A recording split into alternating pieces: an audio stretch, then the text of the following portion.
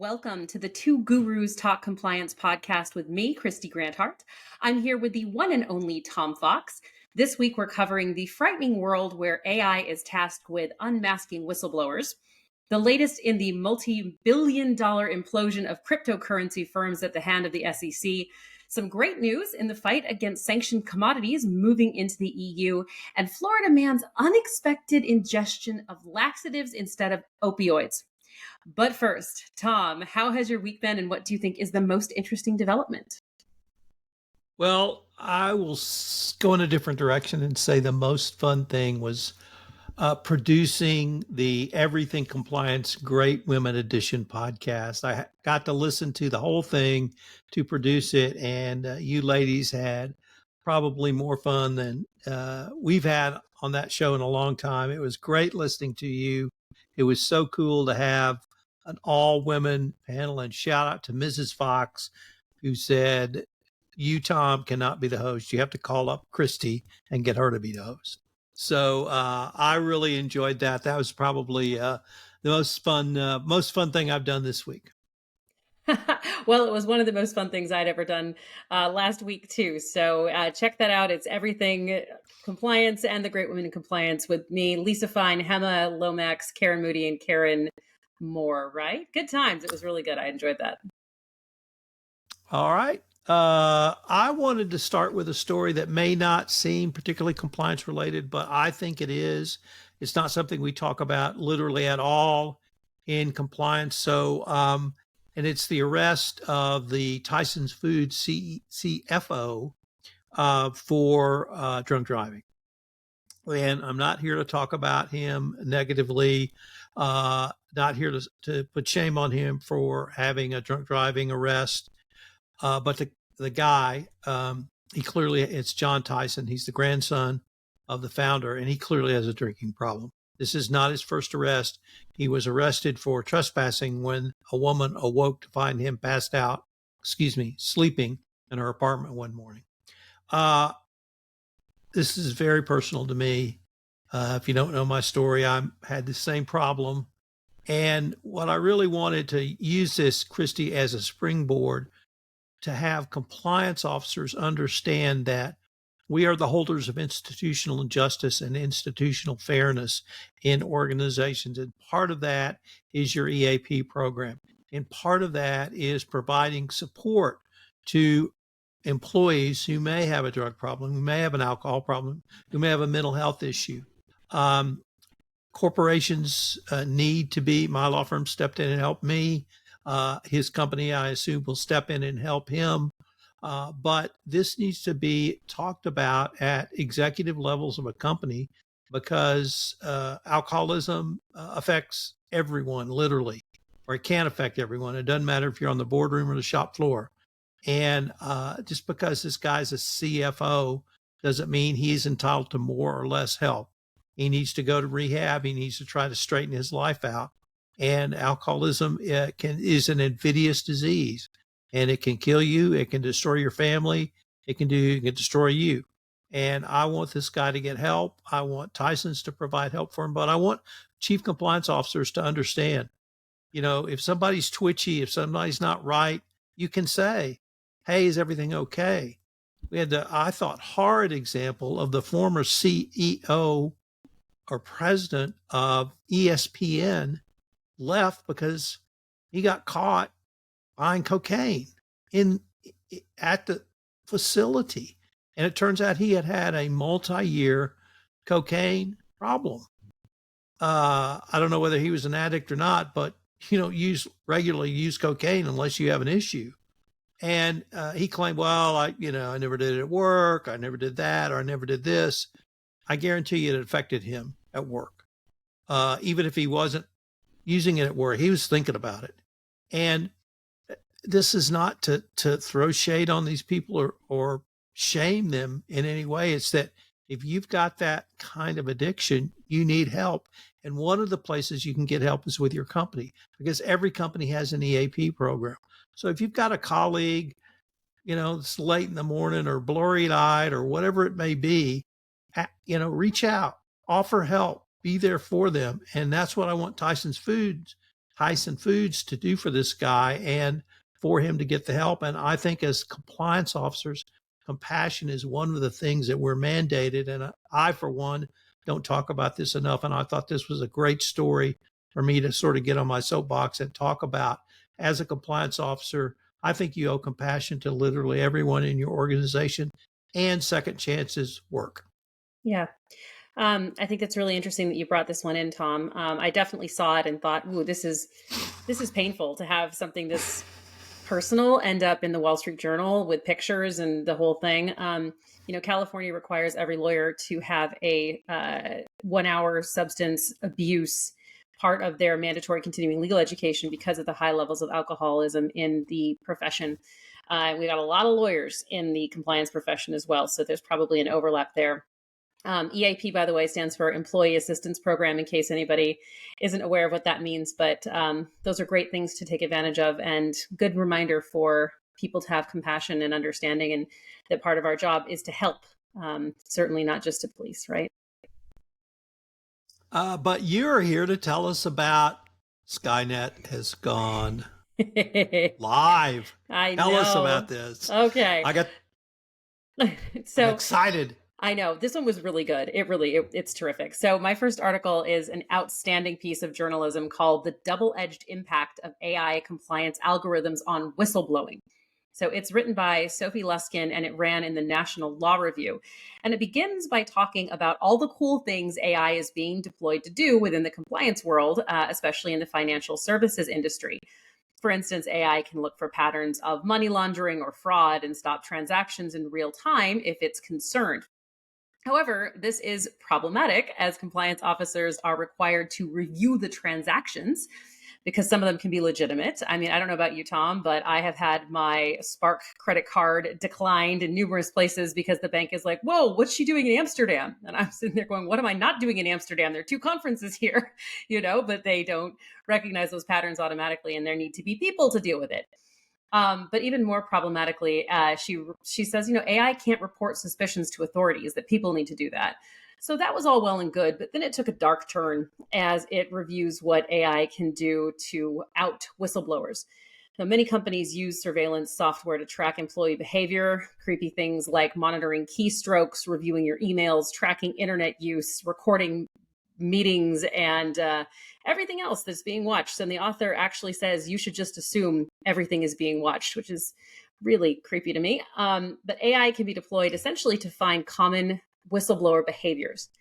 So if you train AI to look for what whistleblowers do, anything from avoiding certain meetings to downloading documents so that they can turn them over to the government, really scary stuff. And the author recommends that organizations be more transparent about which monitoring tools they're using and how AI is being deployed on employees in the organization. And also a warning, of course, about data retention periods. So as soon as I began reading this article, Tom, I thought of the CEO of one of the major banks, and he received a huge fine. I think it was in the UK for trying to sniff out one of the whistleblowers, and got in real trouble because it was clear from the record he was trying to figure out who this person is. And I was thinking, can you imagine if he could have taken the financial services AI and said, go find this whistleblower? That is some pretty serious stuff.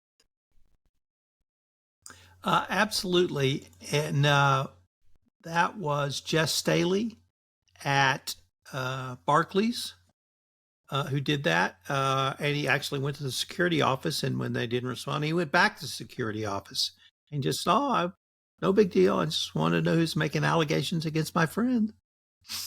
Mm-hmm. But just normal. But yeah, this absolutely has to be watched, and it has to be stopped. And if Boeing is in the news that we're going to talk about a little later, and probably a wide-ranging discussion around Boeing and this issue. And people like Mary Inman, who've been in this field for some time, talking about whistleblowers and the advantages. Whistleblowing has been a tradition in the United States at least since the Civil War. And Senator Chuck Grassley has championed whistleblowers, key tam suits, False Claim Act suits. And this is something that is pretty serious and is going to have to be watched very closely. Yeah. Yeah, it is. And I think that this is even more reason to understand what your AI is doing, who is training it, what it's being trained to do, because it can certainly get scary. We don't want those whistleblowers outed. But somebody's been outed in their month-long trial, right, Tom? Tell us about 5 key takeaways from what's happening in Bob Menendez's corruption trial. So I don't want to say this is under the radar, but with all the insanity going on, I think this is under the radar. We've got a U.S. senator who is literally being accused of direct quid pro quo bribery and corruption. And this article that we've cited was written after the government's chief witness, Jose Uribe, took the stand. Uribe is a person who is alleged to have paid the bribes to Menendez and Menendez's wife. This is the guy in, you're a wife and I'm not. Obviously, he threw his wife under the bus. He said, "Oh, it was my wife," and literally blamed his wife for soliciting and taking bribes for him. Uribe's testimony sort of blew all that apart, I think, pretty clearly, and that was one of the key takeaways. Was the face-to-face meetings Uribe had and payments directly to Menendez. I still can't believe anyone would accuse their wife of this, but here we go. Now, his wife has not come out of this looking very good, as you would expect, but she had significant influence over her husband. One of the key gifts in this case was a brand new Mercedes-Benz convertible because she needed one because she had a wreck and hers had been totaled and destroyed. We've got lots of unanswered questions in this case still, but this was pretty damning testimony. The defense has yet to begin its case in chief, and it's not clear, obviously, if Menendez will testify or we'll have other defense witnesses. But it's been pretty bad so far. But, maybe the wife did it, Kristy. I got to tell you, I think you're completely right. This is fully under the radar. I don't even see it in things like the Wall Street Journal. I saw the original case and the original allegations and things on Politico, but certainly not from people in the compliance world watching it or even the political world really following it very closely. But yes, we have a corruption trial right now going on against a U.S. senator. The article talked about the two Nadines. I imagine their marriage isn't going terribly well right now since she's going to be tried separately. And he's throwing her under the bus. But do you think that she's the siren who took the besotted senator down the sinister path? Or do you think she is a conduit for the malfeasance? I mean, how do you know? Well, who took the apple to Adam? For God's sake. Okay. Thank you, Tom. Let's move from one romantic total misfire to another.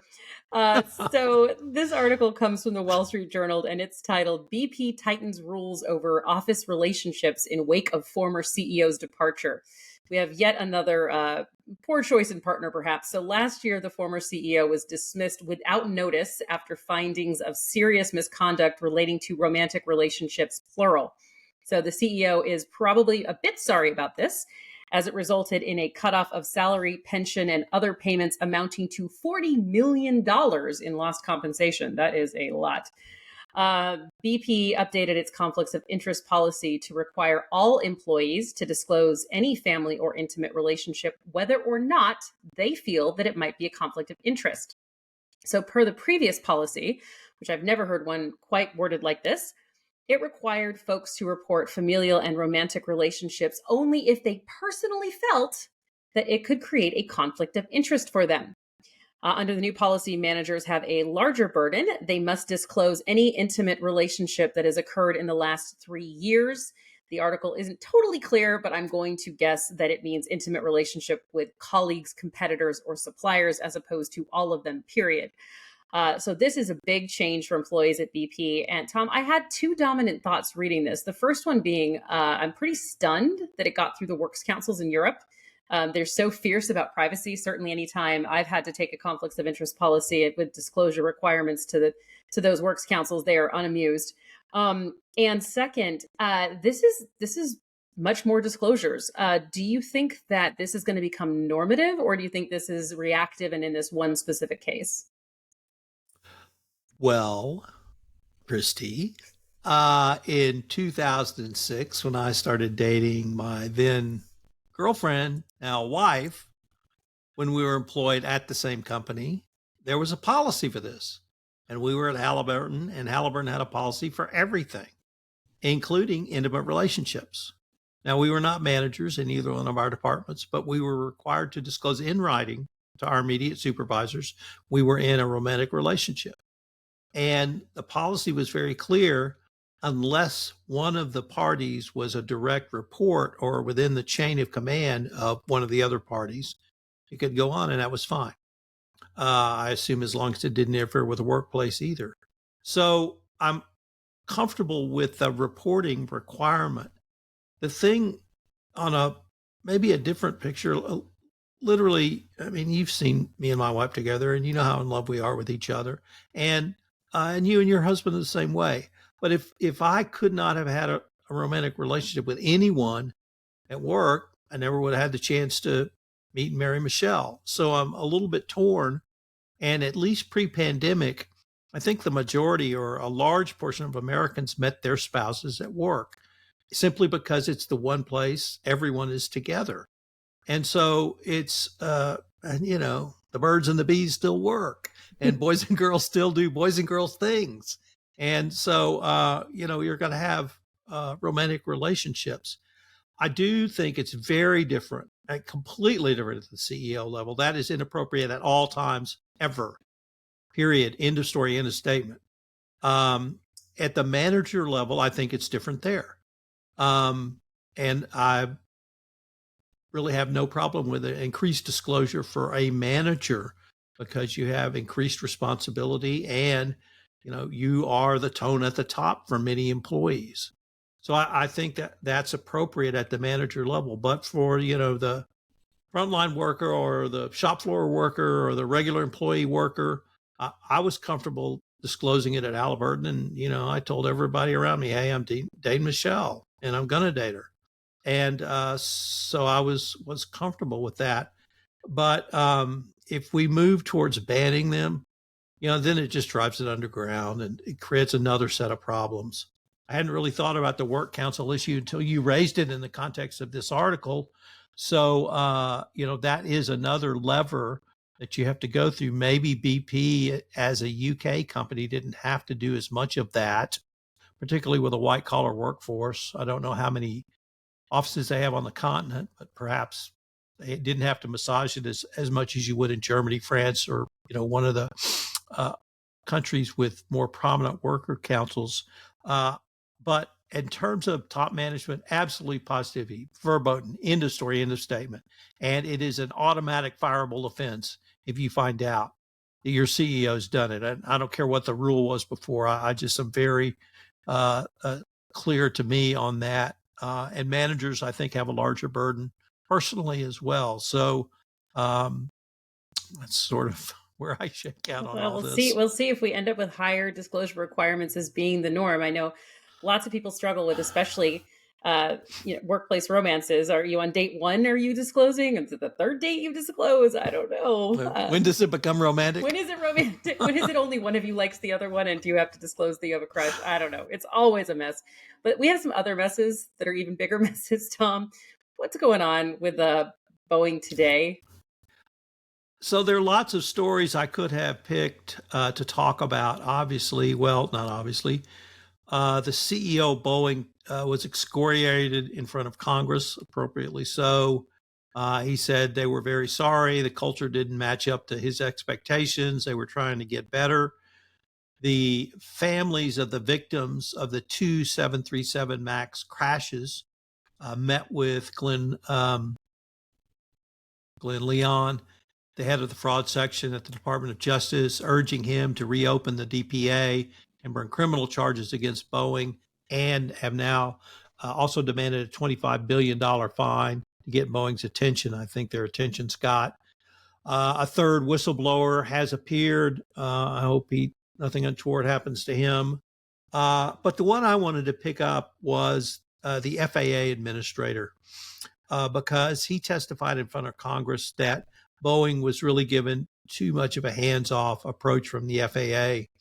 And he said that the FAA will be in Boeing's back pocket now going forward, as they should be. And this, I think, for any corporation to have the Department of Justice, a monitor, a regulator literally in the back pocket that they're going to have for some time is the last thing a business wants.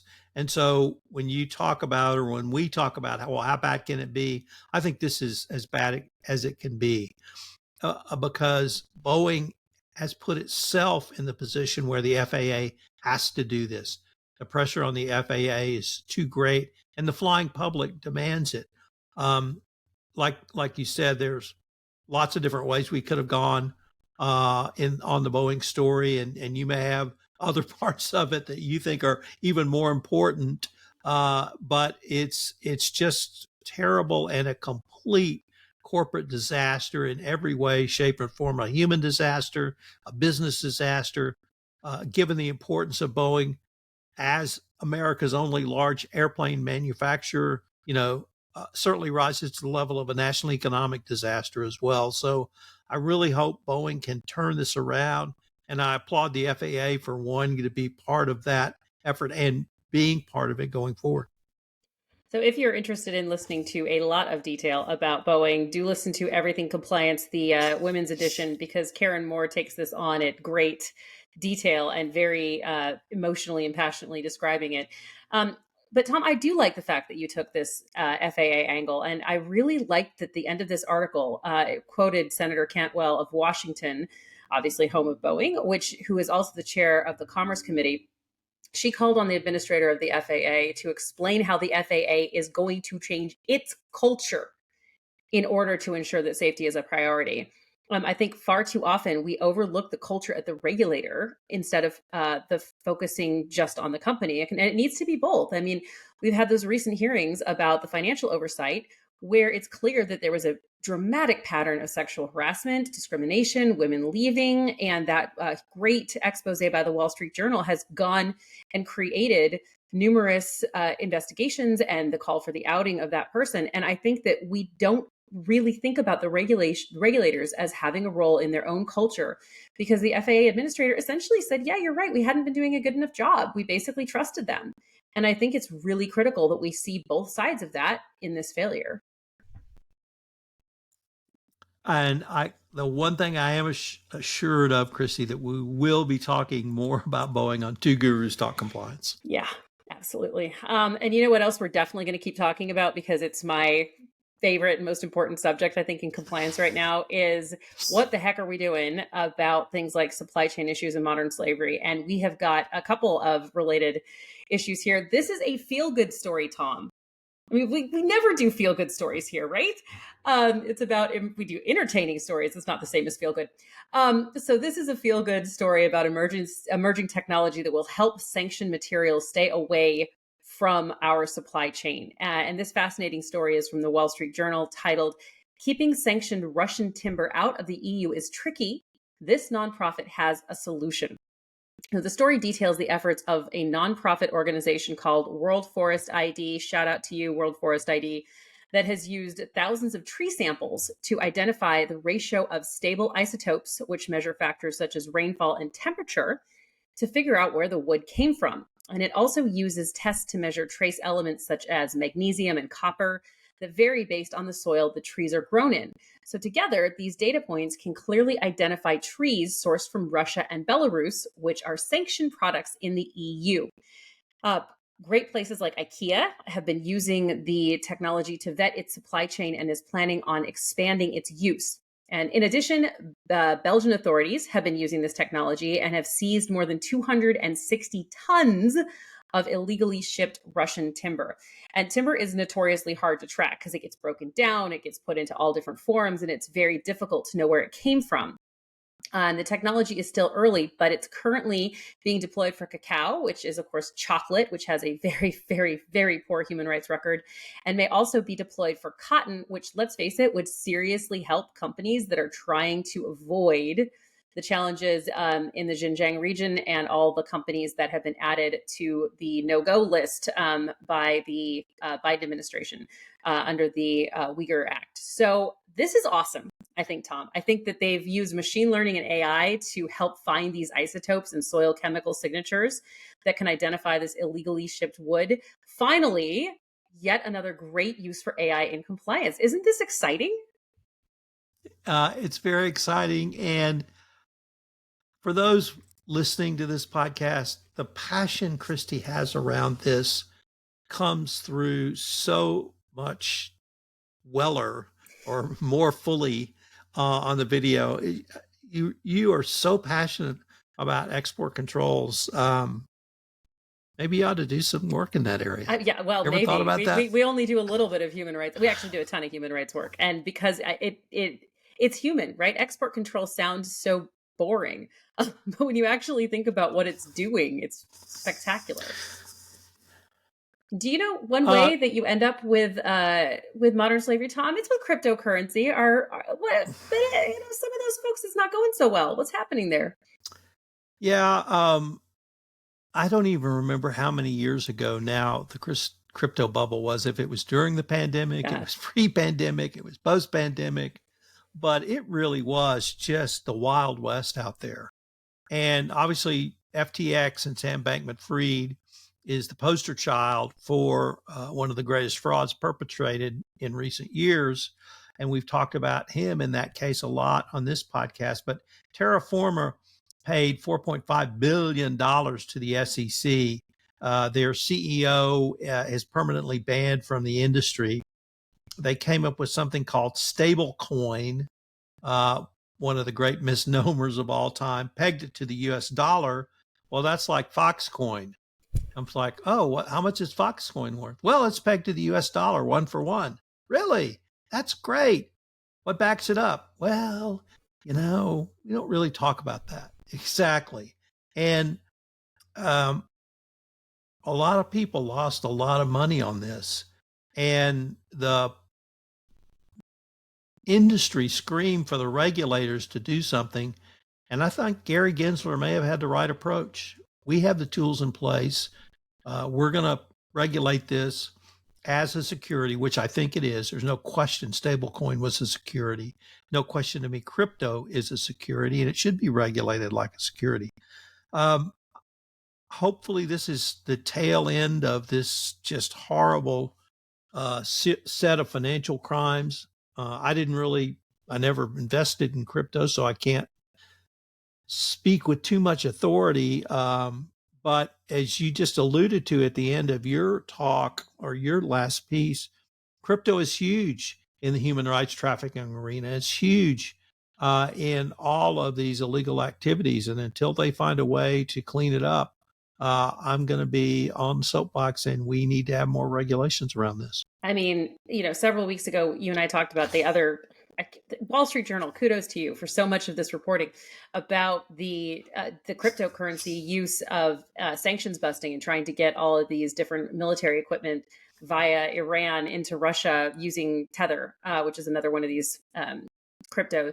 I think, Tom, you and I might be two of the only people who've never invested in crypto. And for me, it's a moral issue as well.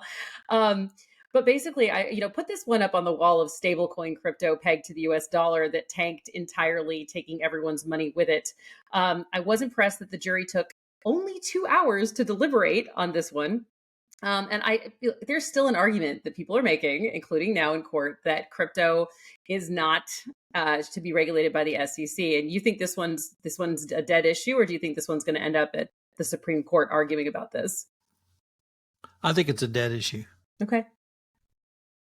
Well, let's hope so, because I think that people, when they get their money taken, do want regulation because they realize how important it is. But the whole point of crypto was supposed to be that it couldn't be regulated, right? That's the whole point. Which to me, I want my money regulated.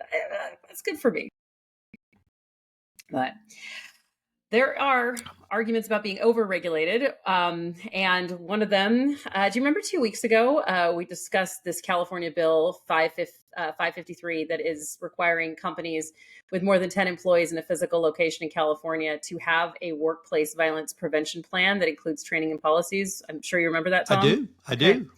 And remember how we mused about whether other states would follow suit? Well, I do. Unsurprisingly, that is exactly what has happened, though this is very quick. The New York legislature has passed a bill that requires all retail establishments in New York meeting a very low threshold to have a workplace violence prevention plan as well. This is limited to retailers, but it includes things like making sure they have panic buttons, the training is done, policies and procedures are finished in order to prevent workplace violence. The law is expected to be signed by New York's governor and will require retail establishments with more than 500 employees nationwide to put in the workplace violence prevention plan. It is a very prescriptive law. It includes a laundry list of required elements for training and policy development, which is why I think that this is integral with what happens in compliance, as well as things like investigations and whistleblowing. The government is, however, being very helpful to employers. It will provide a model plan as well as training that you can use to deploy to your employees. So, as I said 2 weeks ago, what happens in California tends to be prelude to what will happen in other states. How far do you see this trend expanding beyond California and New York, Tom? Do you think this will eventually become federal law? Is it going to be a separate blue and red state because of gun advocacy? What does your crystal ball say? Well, first of all, Kristy, I will tell you that in the 2 weeks, my views on this have evolved. And the evolution is that I think it's appropriate for this piece of legislation. I think it's appropriate to have a specific workplace violence plan. I think it's more than appropriate. I think it's mandatory. Mm-hmm. And I applaud New York for following California's lead on this. I think that anytime you can have something that's going to draw attention to this issue, and more importantly, how you protect employees and customers, I think it's going to be positive. And to get businesses, consumer retailers, to start thinking about this, I think is a really good first step. So I think it's good. I think every state should have one. Whether it gets to the great state of Texas or not, the governor's announced the God-given right to use guns and kill people. So there you go. Whether we have a God-given right to be protected from that, I don't know. Now, we'll see. I mean, I could see it picking up steam regardless, because even if people like guns, they don't like getting killed in retail establishments. So hopefully, I think that also reminder, folks, we don't need to have a law to create workplace violence prevention plans. We don't need to have laws to teach people red flags and how to respond to things like temporary restraining orders and all the rest of that. So, if you're not required to, think about it anyway. And the California law and the New York laws really do have great models for how to handle that, even if you're not required to do so. So my article came from OCCRP, and it is a profile piece of Benny Steinmetz. Our listeners may not remember Benny Steinmetz, but he had one of the great bribery scams, enforcement actions or non-enforcement actions of all time with his company, BSRG. And I think it was 2012 or 2013 that the story went public, but it started in the first decade of this year when he paid money to the fourth wife of the then president of Guinea, so that she would influence him to give a mining contract to BSRG. And that he did. He took it away from another company and gave it to BSRG and the Brazilian mining company Vale. Unfortunately for Benny and his company, the president had the temerity to die. So they really didn't get the full benefit of their investment in wife number 4. For reasons unclear, wife number 4 ends up in the U.S. and BSRG sends representatives over to get copies of the contract, to get the original contract. This was all very, French, so it's very well documented and in contracts specifying payment terms. And someone's sent over to get all of these contracts. Well, wife number 4 is a cooperating witness with the FBI. They wire her up. She meets the representative, one Frederick Sillins in the, I think, Tampa airport, but maybe, I think it was at Tampa airport. And he says, I need the originals. Let's go get the originals right now. And he gets swooped in and arrested. So it turned out that Mr. Steinmetz had a long time career working in dodgy places, and the article details all of those. There was never an FCPA action or enforcement action brought.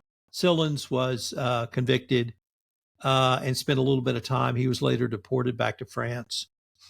Steinmetz is an Israeli citizen, not a French citizen. Sorry if I confused that. But then Steinmetz got into trouble for alleged corruption in Romania. And then Switzerland, of all places, brought a criminal action against him for the mining rights way back when. And he was convicted in a Swiss court. He claimed it wasn't him, it was somebody else. I didn't know anything. I'm just the president. Please don't hurt me. And it's on appeal now in Switzerland. He's back in Israel under some type of home arrest on bail.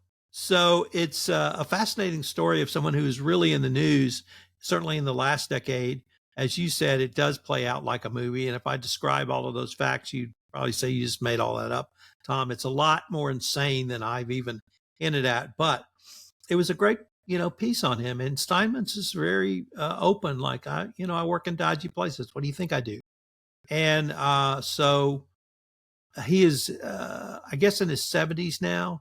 So if he is convicted and goes to jail, he's going to be quite old or late in life. But my favorite quote was, Steinmetz has the ability to put aside empathy and do what needs to be done. So are you willing to do what needs to be done? Yeah. And Tom, not a lot of current events, but it was a great profile piece. We both picked the same quote, which always amuses me, right? That we need to be done. Do what needs to be done, like participating in war crimes, modern slavery, child labor. The fact that we need much less empathetic people because in his mind, kids were digging diamonds out of the soil with their hands. I mean, this piece was amazing. So if you need a break from work and want a really good read, click on the link to this one. It's absolutely fascinating. This is not one that I've followed much. So it was new to me. And you're right. If this were movie plots, I would have, walked out and said, this is stupid. It could never happen in real life. So absolutely fascinating. Definitely take a look at it. And one of the reasons we need to be great compliance officers is truly to be able to handle things like this. So slight shameless plug before we get to Florida Man. I have put out my first online course in 4 years called Prove Your Worth. It's to help compliance officers get their metrics right in order and prove their worth so that they can be even more successful with their business. Because if they're not, they might end up here at Two Gurus Talk Compliance with us talking about them. So Prove Your Worth, get it to go. It's Kristy Grant-Hart's newest course. After that, Tom, shall we pick up the party with Florida Man? Oh, yes. Oh, yes. Okay. This particular Florida man made his roommate seriously mad, and he paid the price for it.